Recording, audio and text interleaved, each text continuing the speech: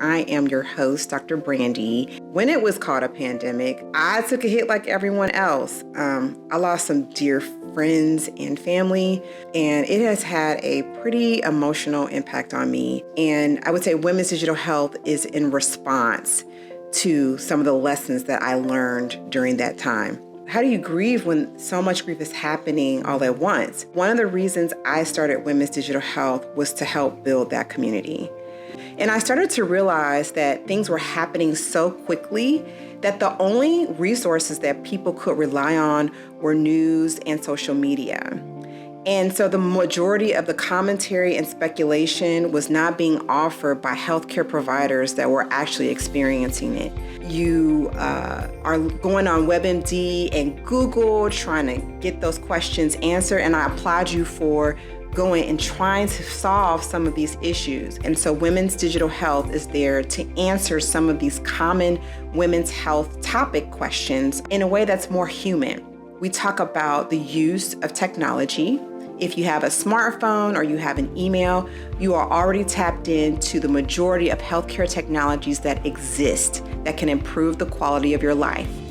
And the job of Women's Digital Health is to really help you understand how you can tap into these technologies to get a better healthcare experience. So I started Women's Digital Health, 1, to build a community, 2, to fill those gaps in your healthcare experience, and 3, to really address some of the ways in which technology can fill those gaps. Some of the feedback I've gotten on my posts is, Dr. Brandy, you paint a very broad perspective of what women's health. You talk about pregnancy, you talk about perimenopause, you talk about sexual health, you talk about heart health. The honest truth is that's how I, as an anesthesiologist, see women's health. I work with various surgeons on various parts of the body. Women in particular have more challenges because women have multiple fluctuations in their health state throughout the month,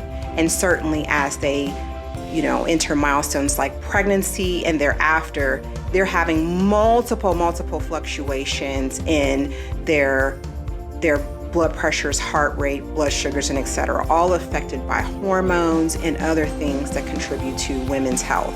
So it's really important that women are aware of the use of technology to fill in some of those gaps, fill in some of those empty spots that leave us questioning what our health status is when we leave the clinic. Make sure you subscribe to our newsletter, follow us on all our social media platforms, and thank you so much for your time.